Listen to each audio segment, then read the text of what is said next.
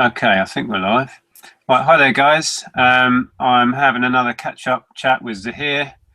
We haven't had one for a while, so we thought we'd catch up, see how things are going. Hi there. Hi there, Zaheer. How are you doing?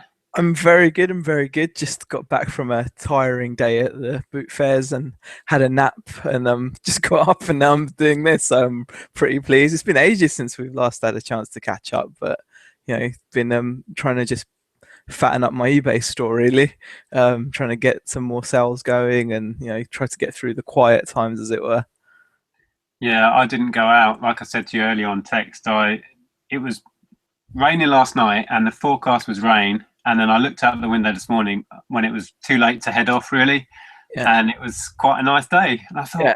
so I mean, it did sales. affect them. It did affect them though. Like all three that I went to, none of them were as packed or as big as they usually get in terms of sellers. So, I think a few sellers would have been put off. Buyers are never put off. There was just as long queue of buyers there as usual. But yeah, there was definitely a shortage of sellers, but still managed to pick up some decent stuff. So quite Okay. Do you wanna show me a couple of bits? I could do, yeah. Hold on. Let me just see if I've got anything.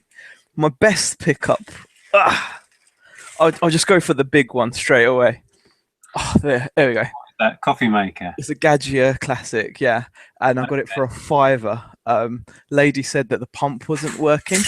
Whoops, there you go. Lady said the pump wasn't working, but there was still water coming out of the steam one, which means the pump is working. So I'm guessing what's happened is she's just clogged it up like most people do, and it just probably needs a clean. And that goes for comfortably over £100 on eBay. Comfortably, you could probably get, even depending on the model, you can get up to like 150. It's in really good nick. Wow. So that was becoming the kind of go-to guy for gadgets and stuff. well, Mate. you know what, Nick? I remember watching your video ages ago when you did the food processors, and I've never really kind of gotten into it, but it makes a lot of sense because when you're looking for like video games and things like that, it's so competitive now, and you struggle sometimes to be there. I mean, I did get lucky today because I got all of these. If I can show you, there's a lot here. I got all of those for 50p today, which is quite pound. Sorry, a pound. So quite For nice. the lot. Yeah, for the lot. For the lot. No. Yeah, the guy had a box of them, and the first few I opened had nothing in them.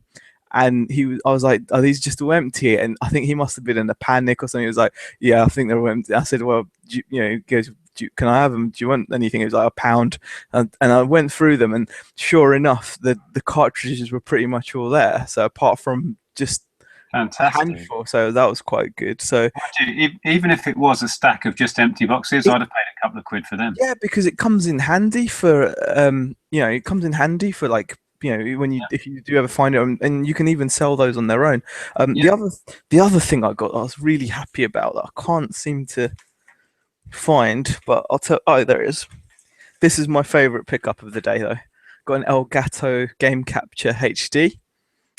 This is like what the gamers use to stream their video games. Got it for 30 quid, and that's a comfortable 70, 80 plus on YouTube.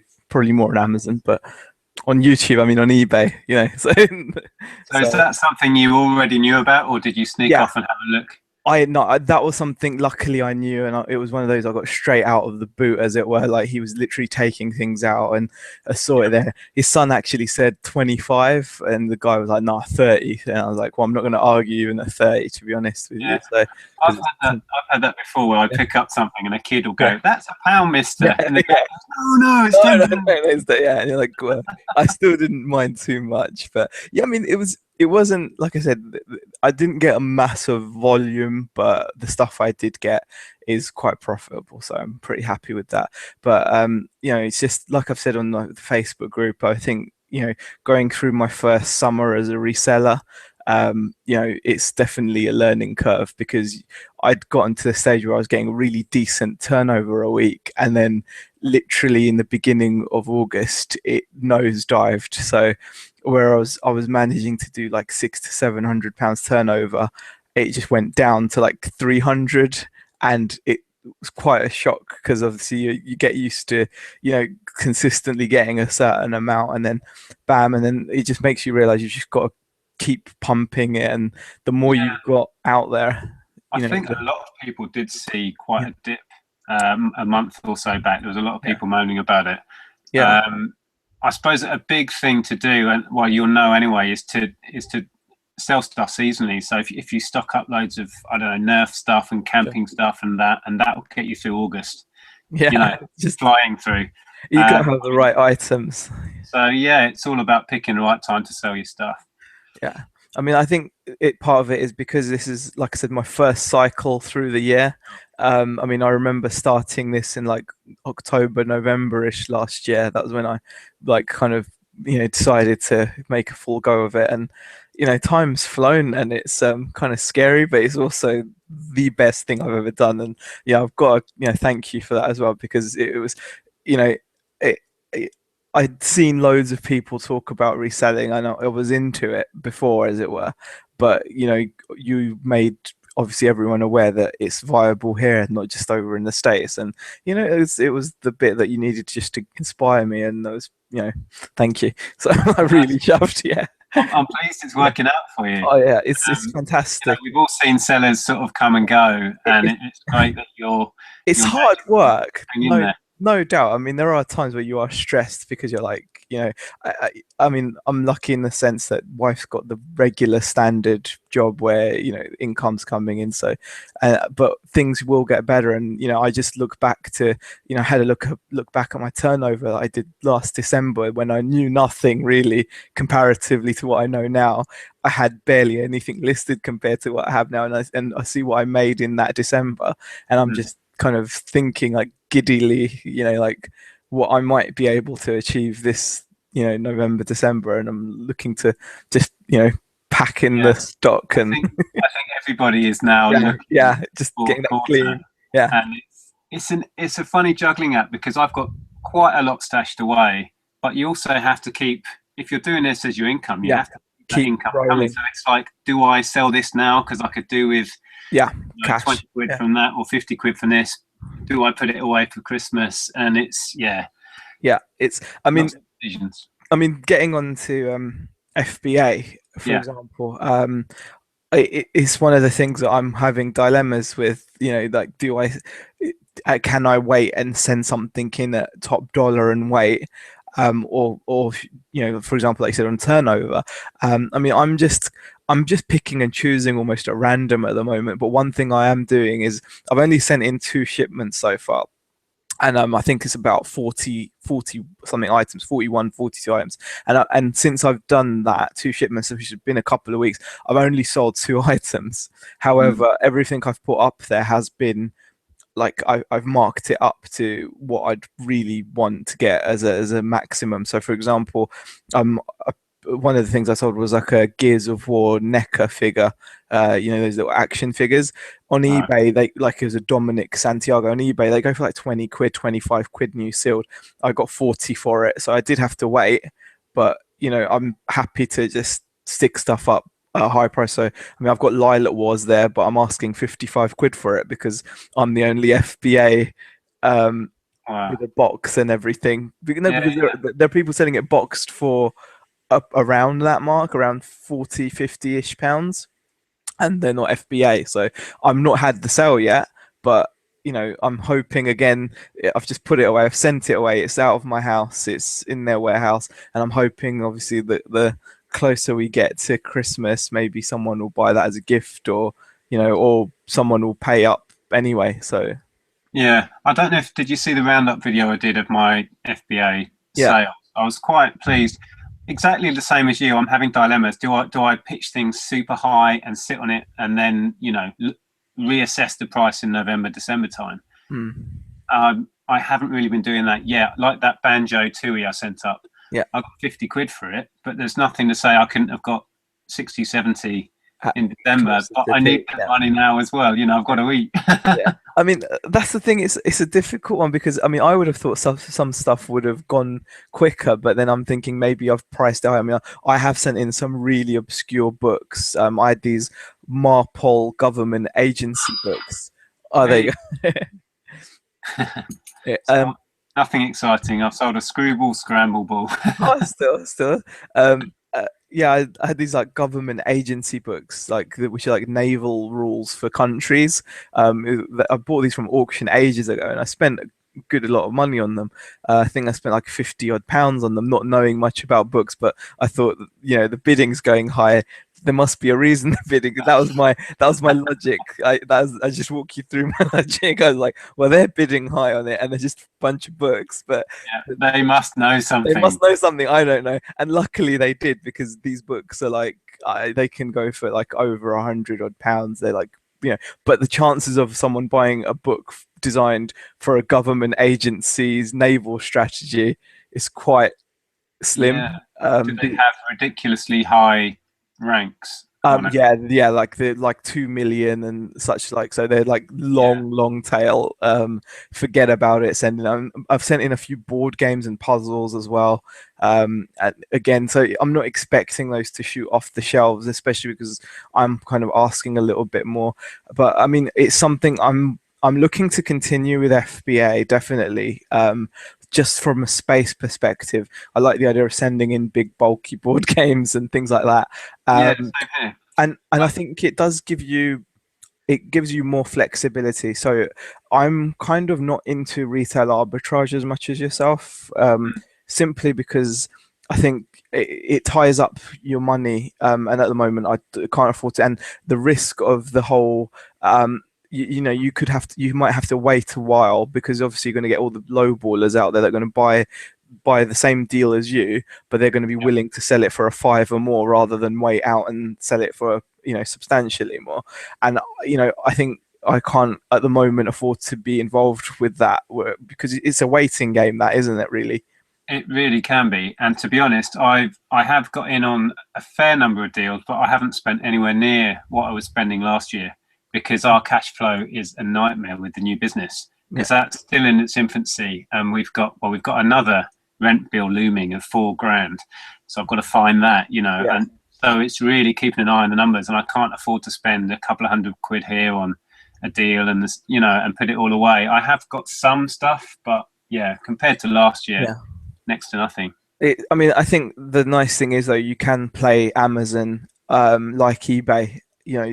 There's plenty of guys that are sending in loads of used video games, for example. I think Tom Flynn does that a lot, and there's Michael on there as well. He does that.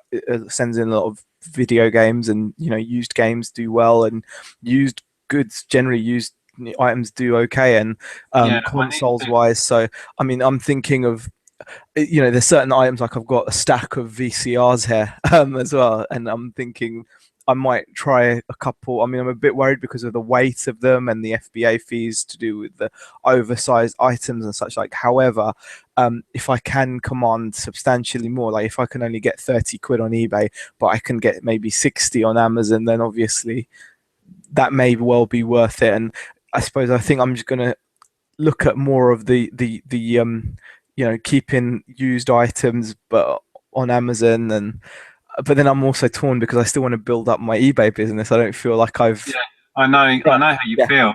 I need to experiment. I want to send a load of used board games up and try it out, but I don't know how well they sell. And to me, once I send it to Amazon, It's I gone. can't see me paying to have it sent back. So I need to test the water in all these different markets, and kind of test it before Christmas. I'm going to want to know where I'm going to sell my stuff at Christmas, Yeah. and I must have a couple of hundred board games that I need to decide where they're going. And it really does make my process that bit more long-winded, because I'm thinking, do I want to list it on eBay? Do I want to wait? Now I've got the FBA question, or do I just merchant fulfill it? So yeah, I don't know. My head's a bit of a mess at the moment.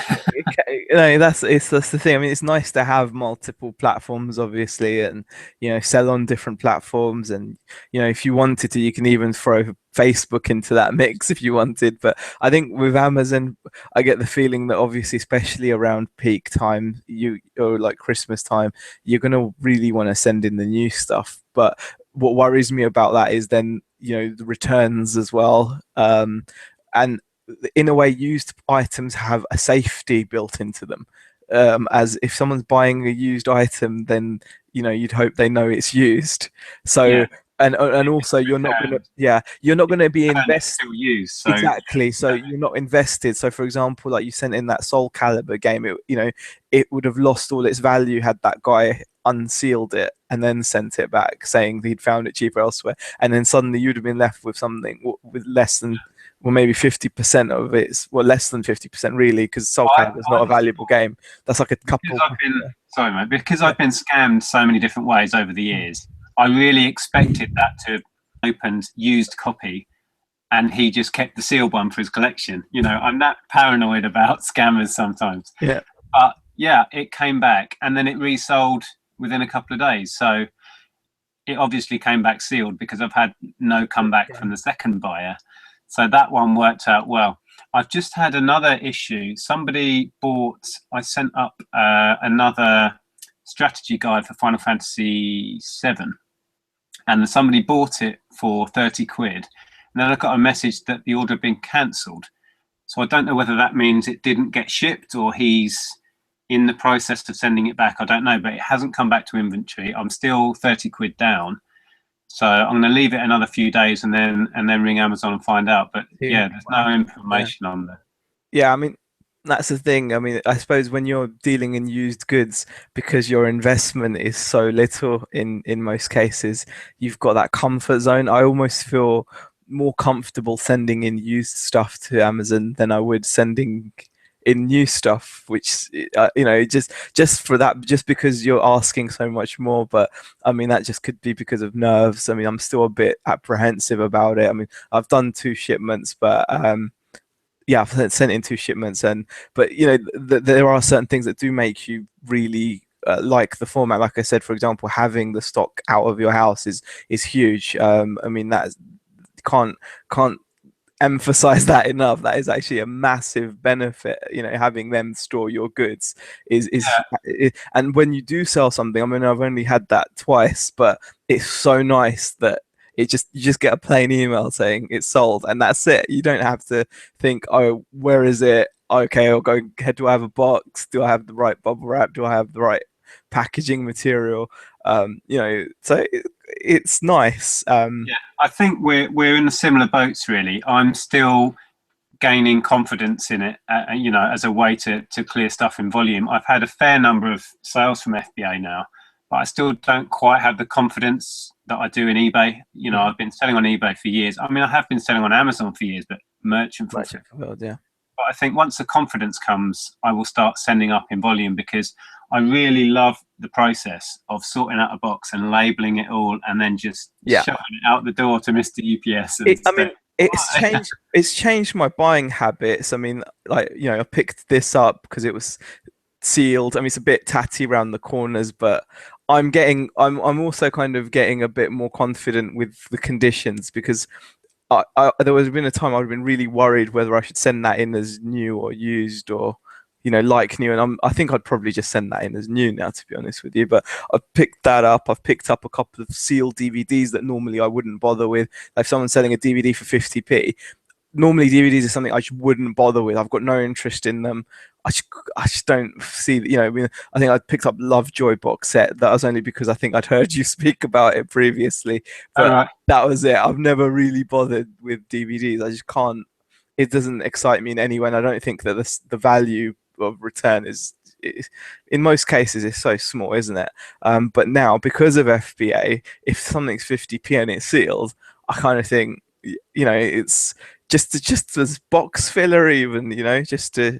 Yeah, I'm thinking the same way. And in my last one, I sent up, I buy kids DVDs anyway, but if they're sealed now, and in charity shops, I'll run my finger, my eye across the top and just pick out sealed stuff and then quickly scan it. Yeah. And yeah, I've sent up things like Noddy and Bag Person, that sort of stuff. And yeah, good money I can get on that stuff. So if it's sealed, if it's you're competing with the penny sellers and that. So I mean, definitely. I mean, I think the toys as well is huge. I mean, I think I picked up a Doctor Who Sonic screwdriver projector toy, and it was new and sealed, and I think I paid like £1.50 or something along those lines. On eBay, I think it was about a tenner, 15 quid. I've got it up on FBA at like 40 quid now or something. It's just ridiculous what you can ask. I mean, I've not obviously sold it yet, but that's kind of a fair FBA type price. So I mean, Yeah, yeah. I've started experimenting with used stuff more. I sell Wii remotes sometimes, merchant fulfilled on Amazon. They go well. They go for about the same money on eBay. But I thought I'll try this FBA. So I had two left, and I stuck one on merchant fulfilled and sent the other one up. The merchant fulfilled one sold straight away, and the other one hasn't arrived in the warehouse yet. But I'm commanding a much higher price for The merchant FBA because I'm not competing with the merchant fulfilled. So that's a bit of an experiment. And then things like this, excuse me, I'm trying these. I'm not sending these FBA, but I'm trying these merchant fulfilled there. Yeah. Which normally I would only ever consider eBay. Yeah. But the prices are much higher if they sell. I think I've got that one on eBay for about 15 quid. I don't know what you're going to ask on Amazon, but one of the buttons on mine doesn't work. One of the buttons on the right hand side. The program one. No, the directions work, but one of the ones to the right of it don't work. That's all. Just one. I've got it up for 15. I think this one is the prices are really silly on Amazon, really quite high. I can't honestly remember. 30 or something, or 40 odd. Bloody hell! Yeah, see, that's yeah. So don't quote me on that, but it is high. One or the other is anyway. So I thought I'd try it. And when you do see like a lot of the kind of more established Americans doing FBA, they in the main they send in a lot of used goods. You like Guitar Hero guitars or console Guitar Hero guitars. Hero, I must have 5 or 6. Yeah, and I'm toying with, do I send them up? Guitar Hero prices are rising actually because they've been talking about the new one. I don't know if you're aware. Oh, okay. And I think they're gonna rise through Christmas. Yeah. So I'm sort of I've got about, I mean that's the kind of thing I'm looking at. And like I said, my VCRs with games consoles. I mean, I think Tom Flynn on the Facebook page mentioned he sold a PS2 console on its own for 40 quid. That's insane. That's no controllers, no AV cable, just the console on its own for 40 quid. And on Amazon FBA, yeah, he sent it in on FBA and he got 40. With no cables, I didn't know you could do that. Yeah, you just sold console only. But I mean, when you type in PS2, it does normally say what it comes with, but most people just put in their item description in capitals like, no, this is just for console only, or such. Yeah, I'm a bit paranoid about that as well. Will people read our little description, or will they just click through? And some of these people have got like 100% seller ratings and whatnot, and I think one of the things is I'm getting the feeling anyway that people over egg the how stringent it is. I think as long as the customer who receives the item kind of is happy or you can communicate with them, I think it's, I don't know, maybe because I think people tend to make out Amazon to be a lot more stringent, and obviously it's got a lot more rules, but I don't necessarily believe it's as stringent as people would have you believe. I mean, I spent a few days, wondering whether I should send in new figures because the edging on the card was slightly bent, and I was thinking, oh, what if a collector bought this? But then you think about it, it's like that on the shelf at Toys R Us anyway. It's not. Did you just describe it as such anyway, or not even bother? No, just new in a bag, new, and it's gone. It's it is what it is. It's sold. It's fine. I think it's a difficult one, but also I'm kind of at the same time I really want to build up my eBay store as well. So it's just finding that balance, and at the moment eBay gives me that instant cash as well, no waiting for a couple of weeks or whatever. So, and I think also the variety of items you can sell on there, and bundling things as you wish, there's a lot more benefits, I think. But as long as, I think with Amazon it's all about having the right stock for Amazon, I suppose. That's it's about taking each item on its own merits and picking and choosing how to sell it. And that's with this new platform of FBA as well as merchant fulfilled. That's just like I was saying, another process I'm getting used to, and I think I'll just get quicker at deciding where it's going as I find my feet on FBA. But it's definitely something that you've got to have running alongside. I think it's just too good not to have, just for the sake of multiple streams of money coming in. It's nice that if you do have that option, it's always going to be better. I don't think I'd ever be one or t'other. I don't think I'd ever say just eBay or just Amazon. I think no, because the thing is, if you went Amazon, that cuts out so much stuff. You know what I mean? A lot of the stuff I sell, you just couldn't put on Amazon. There's just not a place for it. Or the one-off bundles that I do with Nerf or games or DVDs or whatever. There's not really a place for that on Amazon. So I'd cut out a huge portion of my income if I said, like, goodbye eBay. It's not going to happen. And plus, there's lots of areas, I think, for example, like clothes that, unless you're a massive wholesaler, you're not going to even get the privilege to sell, are you? So it's got that, and plus the quirky items. I think that's where eBay excels, really, is the vintagey items. I don't think I'd want to send in something that was cool to Amazon. I wouldn't want to send in like a retro piece of kit. It is very much like it's just a shopping site, isn't it? So it's just for, well, that's the thing. I mean, I do mostly mainstream stuff, but the little things like the little tins, the little vintage 1920s and 30s tins I had, those pin badges. Exactly. That's eBay is the only place in the world I can sell little tiny pin badges for 5 or 10 quid each. Exactly. And empty bottles, or like you said, tobacco tins and whatnot, and it just works out a lot better, I think. And I'm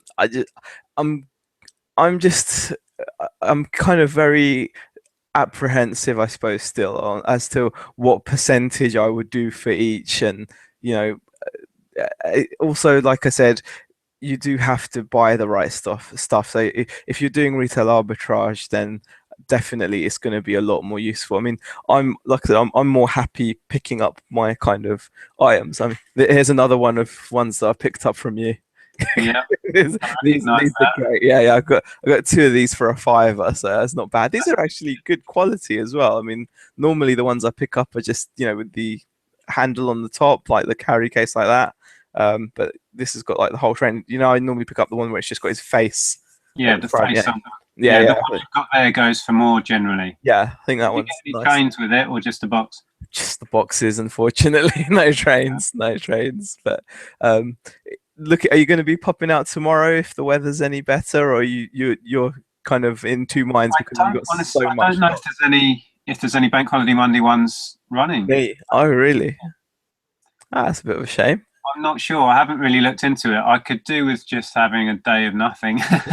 Well, I think I'm just gonna hit the listing hard. I mean, for me, that's the thing. I should need to sit down, photograph, and then just list, because it makes such a difference when you do. Because I do notice that things pick up a little bit.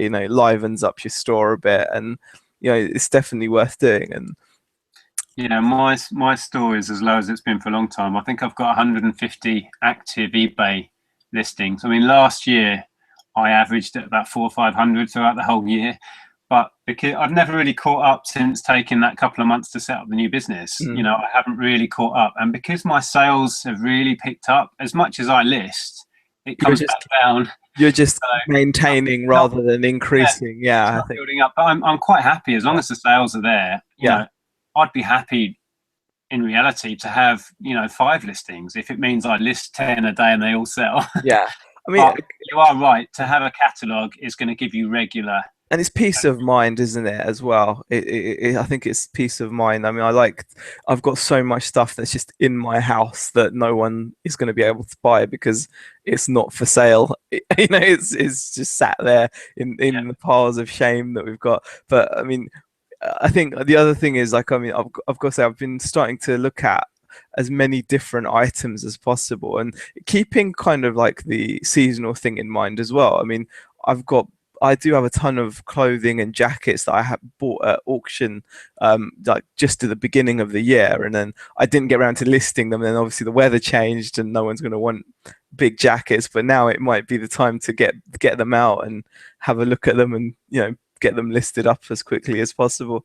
So Yeah, we've got crates and crates of adult clothing from when we stopped doing adult clothing and specialised in kids, and we thought, well, we'll deal with that yeah. lot later, and it's still there. There's still, I must have a couple of crates full of jeans, loads and loads of adult coats and winter stuff, which we really need to get listed. But I don't know when the time is going to come. The shop's really starting to pick up, so that's keeping us busy. And then I'm so far behind with my stuff. Well, you can see the ridiculous crap around me here. I mean, I think you've got a good excuse. You're quite stretched, but I think it's been quite stressful for the last few months. I'll give you that.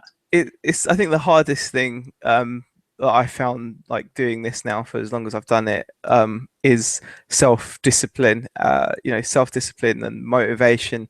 I mean, everyone's motivated to an extent because obviously we need to eat, but unless you know how to discipline yourself and manage your time, you can just lose days and achieve very little, and then it just makes you feel bad, and then it perpetuates it, and it's so easy to get down. I mean, I think that's where, like, the Facebook group has been really good, because you can almost use it as your therapy. Just go in there and have a little moan and be like, oh.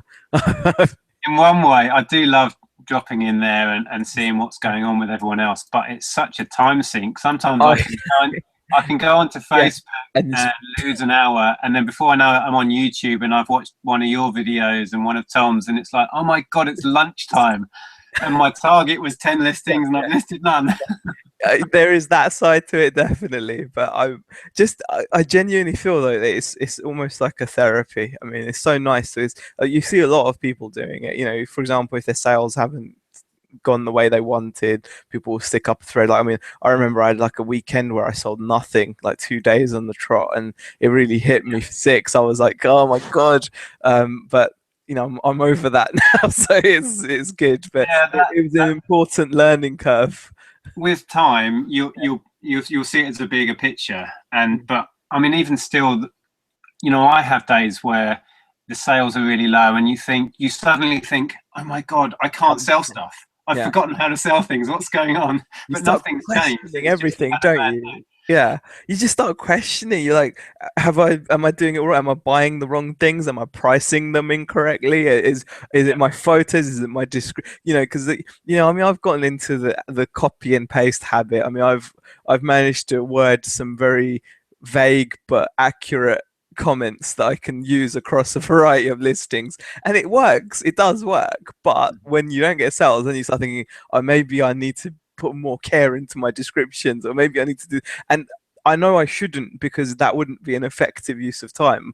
I'd be better off spending that time just getting more stuff up, rather than but it's definitely it's stressful, this reselling.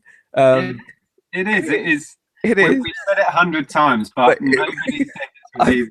No, that's really what I'm trying to get across to all the new guys is it is a way to make, on the face of it, easy money for very little work. But if you're a lot of work again and again and relying on that income, not easy. It's an awful lot of work. It definitely is. And I think the more you do, the nice thing is, obviously, the more you do, the more results the chances are you will see. So there is that side to it. But yeah, definitely. I mean, I've, like I said, I'm coming up to my first year in this now, and it's gone quick, hasn't it? Yeah, I mean, I remember like I said, I think it was October-ish, November-ish that I started like to do it full time. When I left my job and just said screw it, had enough of it, and it's been, I thought I knew a lot before, but you realize how little you do know, and the learning is endless. And I'm not saying that as like being big-headed, but I just I'd been going to boot fairs since I was a kid anyway, so I thought I knew what there was anyway. But you very much have to think differently when you're doing it for your living. You have to approach it so differently. I mean, it's even now I sometimes find myself gravitating too much towards games, Yeah. and then when I don't get games, it can obviously then you'll like start panicking, and then you're like, but if you go there with that broad mindset from the get-go, you just see so much more, and then suddenly the pressure kind of dissipates because you're not necessarily going after what everyone else is going after. And you know that Yeah, yeah. yeah. I mean, people refer to me as somebody who knows all this stuff, and I obviously have built up a knowledge, but I'm learning all the time. I've learned from you. I've learned from, you know, all the guys, all the new guys that are posting. They'll come up with a new product that I've passed by 100 times, and you know. And this year, I'm really experimenting and pushing books and finding out the best way to squeeze the most money out of books, and that's really working for me. I've always bought and sold them a little bit, but this year, that's kind of replaced my obsession with CDs.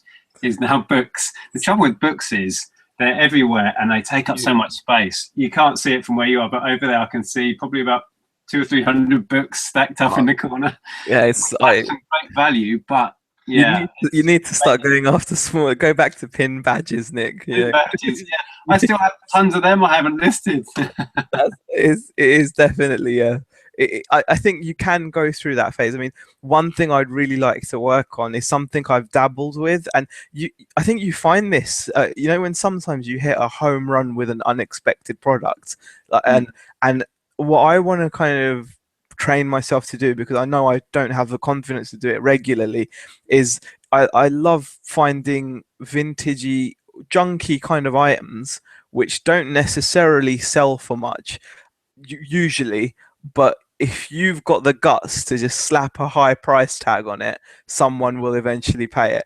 And I've done it a couple of times, and that is a buzz and a half. I mean, if you're all the resellers that listening to this will know what I mean. That when you've just got the balls basically to go out there and be like, you know what? No, what I have is better than everyone else's.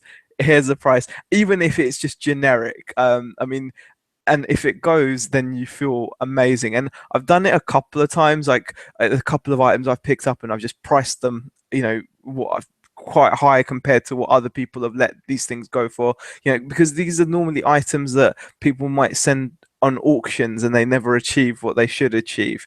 You know, so for example, old radios.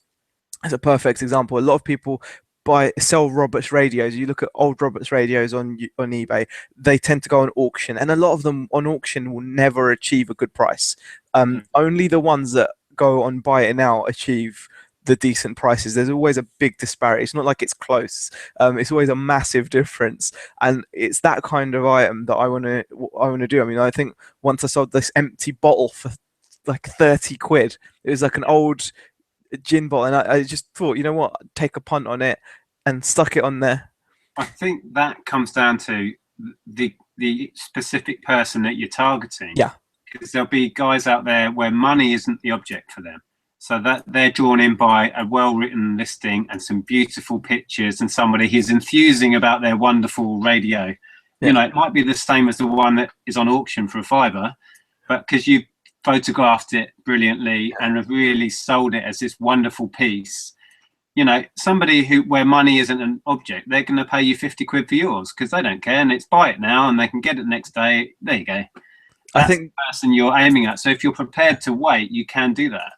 I think I want to have a range of those items, like long taily items, I think, where, you know, I've just, you know, gone for something and just priced it to try to set a new ceiling for that item. You know, like be the trend setter, be the price setter for it. I think it makes you feel good, but also it gives it a bit of, you give things value. You know, something's only worth what someone will pay for it, but at the end of the day, you're the person that's giving value to the item. You know, we pick all these things up for nothing. I mean, most people do not value the things that they're giving us, and it's just a case of, like you said, whether you just take the quick buck and run, or, you know, but I think that's something I want to. A good example, I don't think I've uploaded it yet, but I've done another eBay sales roundup in a couple of parts. Okay. And I talked about the Playmobil bundles that I've been setting up. and the fact that I spend quite a lot of time arranging them as a little scene. I sold some dinosaurs and I got 45 quid for these Playmobil dinosaurs, and similar lots had sold for as low as 15-20 pounds. Wow. Yeah. But set up, and then lots of pictures of the individual dinosaurs, pictures of the individual jeeps, and yeah, I must have spent, I don't know how long, 10-15 minutes just taking pictures of the dinosaurs and stuff. But then you just set it off, and it went within about a week and a half, and it's worth really like you were saying, you're right, adding value by just taking care and time over your pictures. I mean, I didn't do much of a description, to be honest. The pictures were enough.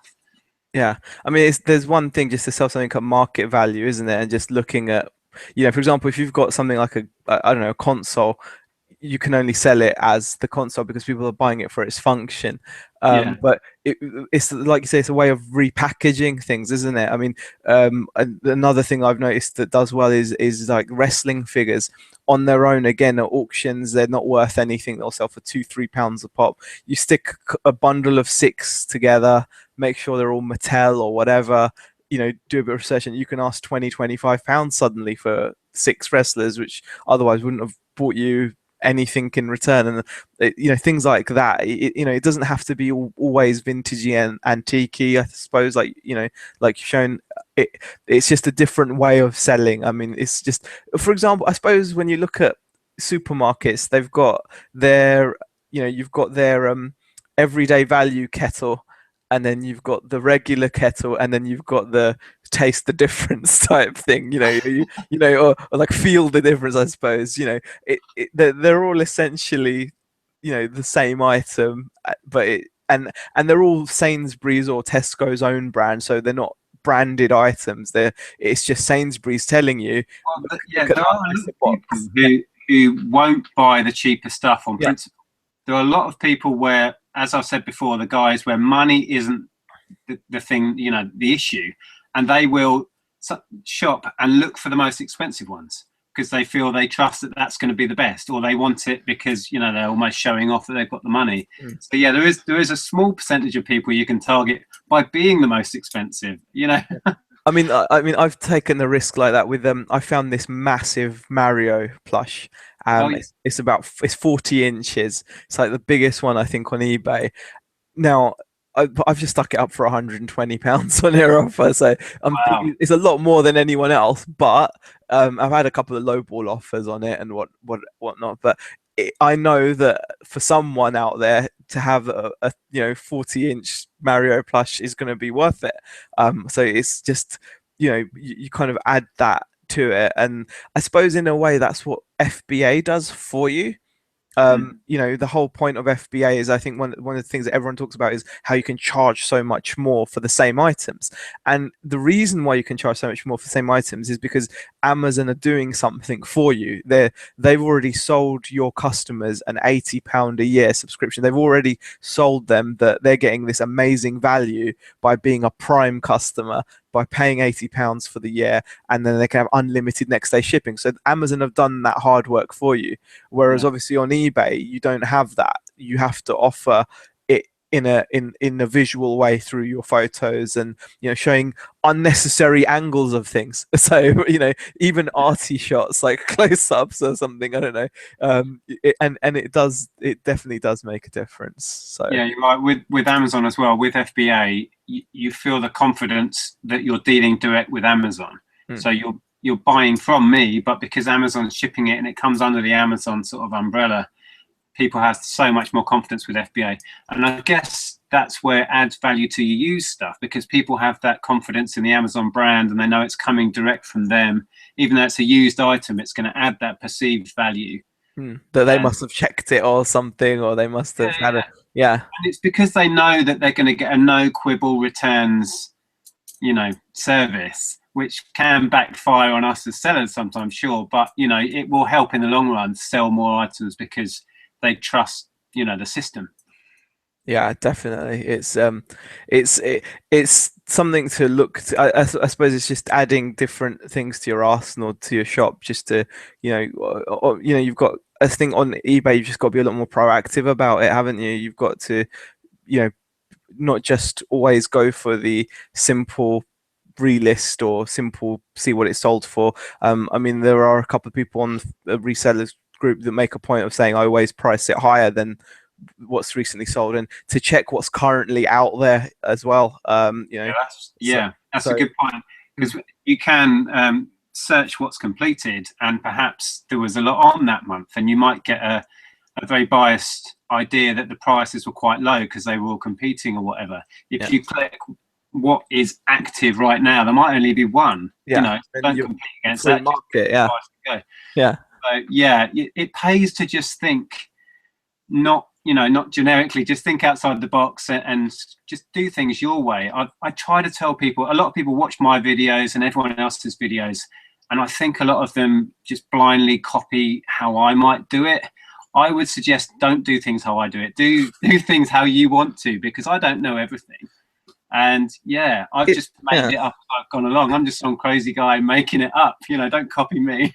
I think the comfort in that is that I think you can do a bit of both. I mean, at first, I did buy I started to look at a lot of things that you'd mentioned in your videos, but what you can see that as is like a nice, comfortable way of getting into building your shop, getting a few sales under your belt. You're going to make, you're going to at least break even. Like as long as you followed the advice, as it were, or as long as you've kind of followed what you've sold, and you're going to at least make a little bit of money, maybe not a ton or whatever, but you'll make something, won't you?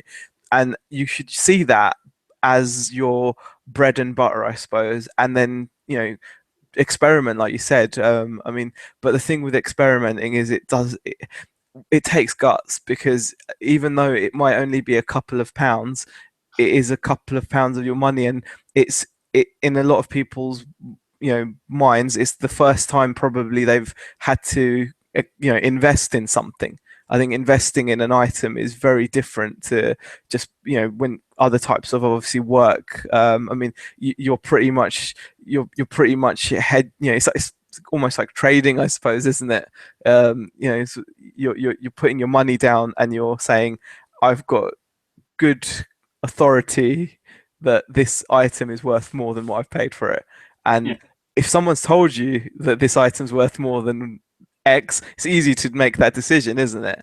It's funny actually looking back, because when I started making videos and I was doing a lot of haul ones and that was right at the point where I was putting all of my board games on. I was enthusing about board games a lot, and we've already seen the kind of board game backlash, because everybody went, board games, the money's in board games. But the thing is, it was kind of at the time of year that you started. What was going on in my world at that time. And you've probably watched my videos long enough. I go in cycles. I experiment with stuff, and I get into this and that. Not that I don't sell board games anymore. I have loads, but they are very seasonal. And I think everybody watched me for those few months when I really got into videos and making them, and it's all about board games. Board games, yeah. Really amusing. But it's like there's a whole load of other stuff I do as well. I mean, and I think a lot of people got on board with that, and then we're trying to sell them in January, February, and through spring, when they're a tough sell, a lot of them. And it was like this, no, I don't buy board games anymore. Nobody buys board games. Like, whatever. I mean, you definitely do have to. You do have to try things. And for example, and you do find that you'll go through. You'll just go through different modes. I mean, like at the moment, I'm starting to look at small appliances a lot more than I ever have done. I don't know why, but they're catching my eye more and more. And it's something I'm just keeping an eye on. I always tell myself when I go to a boot fair, okay, look for everything. Don't but you do end up gravitating to what you're feeling at the moment. You do end up.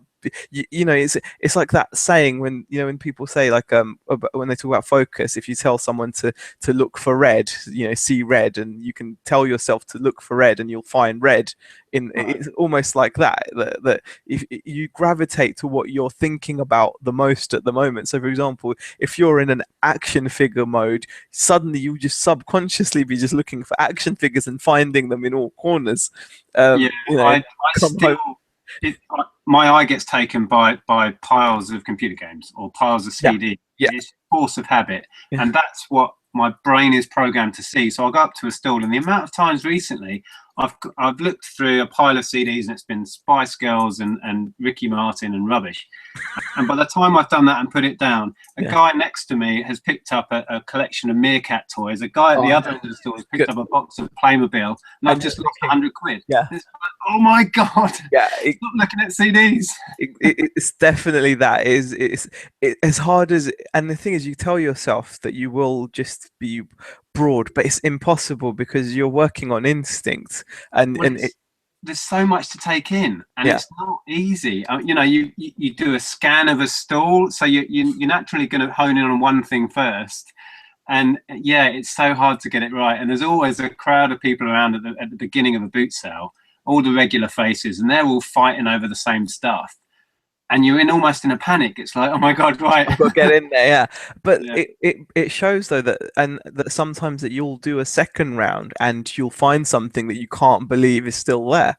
Yeah. And it's because everyone else is going through the same kind of mental situation where they're just looking for things that they don't even know they're looking for, but they're looking for them because it's just like you said, it's hardwired. You know, same with me. I'll automatically look for console. I almost imagine them when they're not there. Like I'm almost picturing, is there a console there? It's like RoboCop when you're scanning the tables, and is there like a matchup of anything? It makes sense. In one way to do that, because there are certain things that all the traders know. Yeah. So your consoles and your sort of high-end stuff and your sealed stuff. So that's the kind of panic we have, that if it's on the table, it's going to be gone in seconds. So you're like running around. But I certainly go around twice, if not three times. Yeah. And then you get more and more relaxed as you go. And that's when my eyes really open up. And I've had some of my best finds on the second lap of a boot sale, when you're less crazed about, oh my God, because you accept that the rush is over. You accept that the the good like, stuff's gone. You can chill out. Yeah, that's it. That's it. You know, it's interesting. I mean, in a way, it's almost good not to be too specialist. So, for example, I feel sorry sometimes for the guys that are like, well, I don't really feel sorry for them, but the guys that are into like jewelry and they're stood there for ages sifting through, you know, like trays and bowls of crap. Just, you know, I'm like, I'm so glad I don't do that. You know, I'm almost glad. I mean, I know I'm missing out on something. I know I'm missing out on this massive market, but also sometimes ignorance is bliss, and I think I'll choose to remain ignorant. I know a chap who looks for gold and silver and antique stuff, and he'll pay the early entry at the ones I go to, and one it's £3 to get in early, and he'll be there and he'll go in, and sometimes I'll bump into him towards the end and I'll say, you done well? And he'll say nothing. You know, so he spent the same amount of time, hour, 2 hours or whatever, spent £3 to get in. He's got literally nothing. And I've been back to the car 3 times with Nerf guns and books and whatever, and I've got a haul worth £400 or £500. Yeah. And I think to myself, why put yourself through that? Yeah. You know, but yeah, that's all he does. It's gold and silver. But I mean, he's not full time, and that's his niche, you know. But I've seen him many times leave with empty pockets, you know, nothing that he's found. I mean, I like to try to tell myself I'm not a games dealer. You know, I'm not a video games dealer. I'm not that. I'm just a reseller. That's it. You know, and it can be anything. And that's what I like to kind of tell myself. Because I mean, every booth fair you go to, there's things that even that you're aware of, but you never get a chance to look at. So, for example, I'm pretty good when it comes to footwear and clothing, but when it comes to a boot fair environment, the most I'll pick up is trainers. My eyes aren't trained to even look for loafers, or they're not even trained to look for brogues or anything like that. I'm not normally I can spot a good pair of shoes or whatever, but I won't. Same with clothing. The amount of hoodies and whatever that I must just walk past blindly, and I'm thinking, why am I not picking up these Nike hoodies at £2-3 when I can flip them for 15 all day long? Why am I not doing it? I don't know. But I don't. I just, you know, but when it comes to auctions, I'll buy sacks of clothes, you know, and you know, delivered on a pallet to me. But when it comes to boot fairs, for some reason, I zone out of that, and that's the kind of thing you have to train yourself and be like, also force yourself almost to do that, because part of it is I don't like rummaging through piles of clothes, and but Yeah, and it takes so long. You know, I buy hardly any clothes anymore. yeah. And when we were clothing specialists, that was Andrea's Hmm. forte, and she knows it. She enjoys looking through it and all of that. And it's never really been my thing. But also, it takes so long, and you can go through a pile of clothes and find nothing. Whereas I'll be panicking that there's a load of GameCube games on the next store that I Yeah. haven't seen. Yeah. I mean, I So, think also clothing is another area which is hotly contested as well. Definitely, I think clothing's equally, or if not more, contested than video games. I'd say, like, it's one of those things that, yeah, people go after I them. hardly get any, and Yeah, it's not really through want of trying. It's yeah, because there's shoe yeah. specialists around here, and they will go to a store and How just much be for the really, lot? really harsh and say, "I Yeah, want all of your shoes," yeah, and just batter the guy down until he gives in. And yeah, it's quite amazing. I was frustrated the other week. A guy picked up a boxed pair of, I might get the name wrong. I think it was Loke. Is Loke yeah, Lokes, yeah, yeah. And I foolishly looked in as he was buying it and saw the name in the bottom of the shoe, and I thought, damn it! And he got them for £5, and they looked unused. So I've seen Joe sell those for really yeah, good money. yeah. And Then Church, I think, is another brand. churches, yeah, that's the other one. I miss those. I mean, yeah, I mean, you do. That's the thing. It's I I always kind of when you're there, you always see that there's groups of people that are after certain things, and you always want that holy grail item where no one else is looking for it, and you know that it's got value, and it I think as long as you can keep that in your mind, and sometimes I think it's good to be just behind the crowd, but then on other occasions you have to be part of the crowd, otherwise you'll never get the GameCube games, like you said, and Yeah. I always go there dreaming of getting GameCube games. I mean, I'd love to pick up some awesome ones, but hasn't happened for a while. The thing about video games for me is it's kind of where I started. Yeah. I got into I started selling on eBay because I was buying and selling Nintendo Game and Watches, and Mm. that went on to GameCube. I'm a Nintendo fanboy Yeah. anyway, Yeah. and it's something I enjoy selling. I would buy and sell just video games If you could, I could find enough. I'll be Yeah. perfectly honest. Yeah. I've had to branch out into all of this, Because you can't get them. pay the bills. Yeah. I think that's just it. But the beauty of video games is that they're easy to list. It's something I know a lot about, and you do too. And we all know where the money is with it. It's easy to list, easy to package. They sell quick. It's like I just can't get enough of them. Yeah, I mean, there is that problem that it is what everyone else is after. I mean, that's the only thing. I mean, part of me is hoping that PlayStation 2s will become popular, and their game value, if PlayStation 2 games prices went up, I'd be very happy, because there's always stashes of them everywhere. Yeah, they certainly will. But it's going to take time. And the thing with PS2 is it was one of the most successful consoles of all time. And more games were sold for that system than virtually any console. So it's there's going to take quite forever. a few out there. That's the problem. I mean, you really just want Sega and Nintendo, really, and even Sega's iffy. But a little tip: I was reading. I still get some trade magazines from when I used to have my gaming shop, and I used to get the insider trade magazines. I still get those, and there was an article in there about Dreamcast because they've announced a new Shenmue. Yeah. So prices on Dreamcast consoles have just gone through the roof, and Shenmue 1 and 2. So I doubt you've got any, but if you see them, reassess what it's worth, because apparently the prices have gone right up. Really? Well, I've got 2 Dreamcasts. One's for myself, though. That's not going anywhere. Okay. Well, I haven't. I mean, I literally just read the article last night, so I don't know what the prices are at. But there was an interview with a guy who has an independent game shop like I used to, and he said he had loads of Dreamcasts in stock, and he sold all of them after this announcement within a week or so. Because people wanted to. I mean, I sold Shenmue recently. Well, not that recently, but I got a lot more than I thought I would have gotten for it. I mean, I think I sold it for about £60 or something.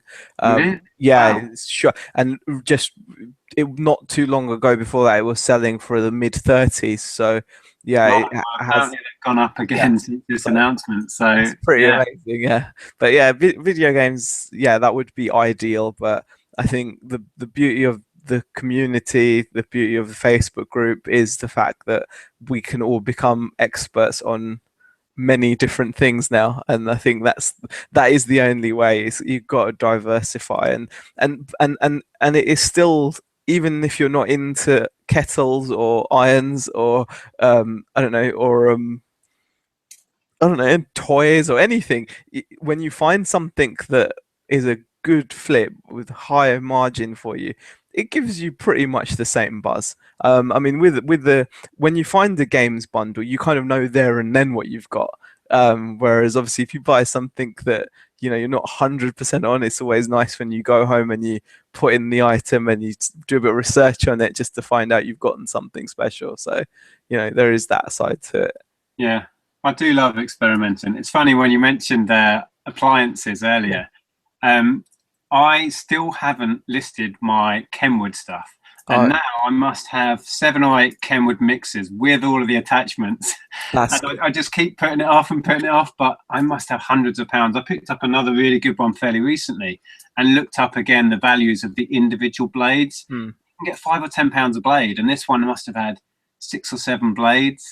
Have you checked out Amazon on that as well? Have you checked Amazon on that as well in terms of? I haven't, no. Because I saw, GillDaddy. I saw his videos ages ago where they sell parts for things like mixers on Amazon.